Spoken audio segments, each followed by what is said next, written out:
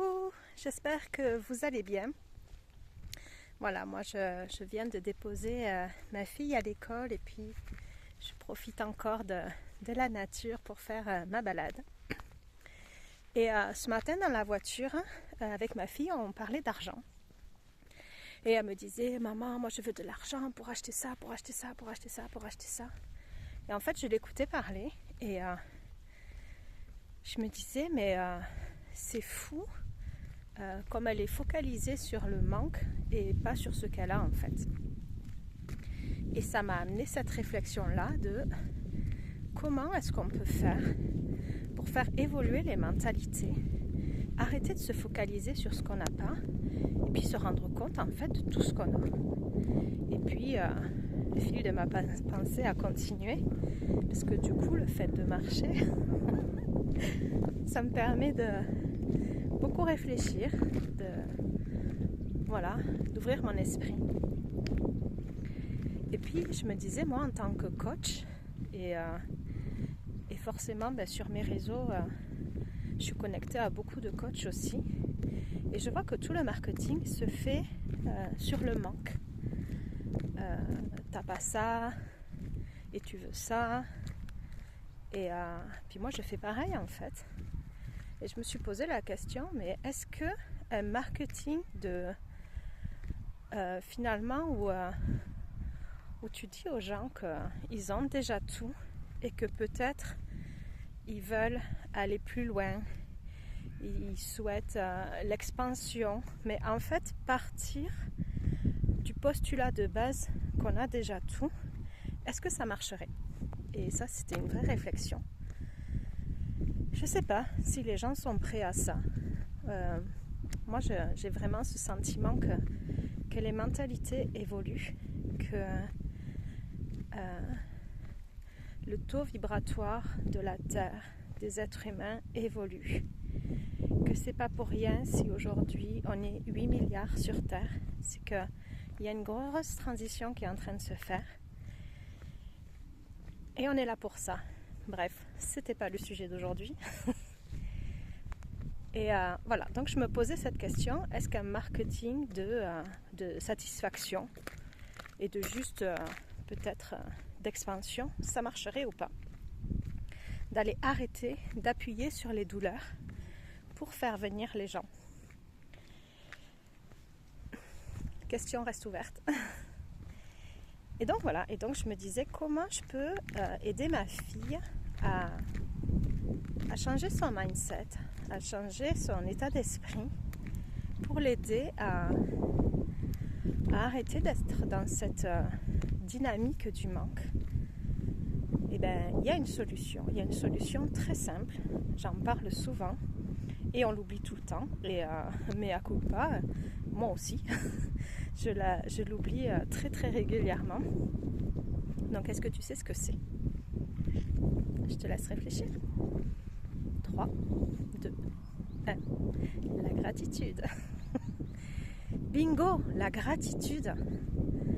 Remets-toi dans tout ce que tu as, dans tout ce que tu as vécu, dans tout ce que tu as traversé, dans tout ce que tu as acquis comme compétences, comme force intérieure. Et en fait, le problème, c'est que une fois qu'on a traversé des épreuves, qu'on a dépassé des épreuves et même transcendé des épreuves, moi c'est ce que je vis, les épreuves que j'ai transcendées, aujourd'hui j'aide mes clientes à les traverser plus vite en fait. C'est aussi une de mes raisons de vivre, on est d'accord. Mais on oublie et ça devient acquis. Alors que non, mais merci tellement pour ce que je suis aujourd'hui, pour celle que je suis, pour tout ce que je sais faire, tout ce que je sais être. Merci. Moi j'ai la chance de me balader en pleine nature. Et merci. Quelle abondance dans cette nature, je la vois tous les jours l'abondance en fait. Merci. J'ai de l'eau qui coule à mon robinet tous les jours. Merci, je peux même choisir la température, quel luxe. Quand tu regardes des émissions comme un terrain connu où les gens ils luttent quotidiennement pour avoir de l'eau ou pour manger. Mais mon Dieu, moi je mange tous les jours à ma faim, j'ai de l'eau qui coule au robinet, enfin, merci. Et en fait ça devient acquis, on s'en rend plus compte. Donc remettre la gratitude au goût du jour. Tous les jours, remercie. Mais remercie avec tout ton mental, remercie avec tout ton corps, avec toutes tes cellules, avec tous tes corps d'ailleurs, en énergétique aussi. Prends tous tes corps et remercie. Mais remercie du plus profond de ton cœur, que ce soit une réelle gratitude. Parce que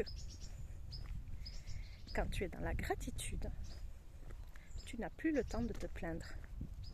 Alors là, retiens cette phrase.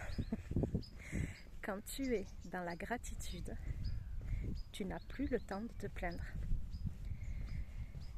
Donc voilà, j'avais vraiment envie de vous laisser avec ça aujourd'hui, de vous reconnecter à la gratitude. Faites-le tous les matins, tous les soirs.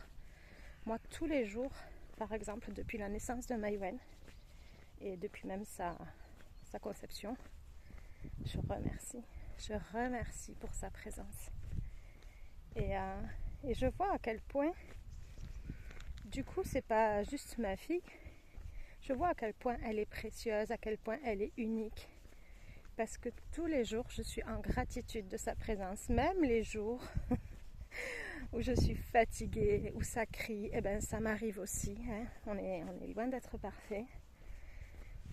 Mais même ces jours-là, même ces jours où je suis en tension, je remercie pour sa présence. Donc fais-le, je t'assure. Ton état d'esprit va complètement se transformer. Juste parce que tu as pris le temps, déjà de te reconnaître, parce que remercie pour toi, pour ce que tu es, pour ce que tu fais. Si tu es une mère de famille, mais mon Dieu, remercie-toi pour tout ce que tu fais pour ta famille. Donc voilà, prends ce temps de gratitude et n'oublie pas cette phrase. Si je suis dans la gratitude, je n'ai plus le temps de me plaindre. Voilà, je t'envoie beaucoup d'amour. Ça aussi, fais-le, fais cet exercice. Pars du cœur, envoie de l'amour à la terre, envoie de l'amour aux humains. La terre, elle en a besoin, tu sais, on l'a fait souffrir cette pauvre terre, donc envoie-lui de l'amour, ça va l'aider, ça va soutenir son travail, et puis envoie de l'amour à tous les humains. Voilà, moi c'est ce que je fais, mais spécifiquement à toi là qui vois cette vidéo aujourd'hui.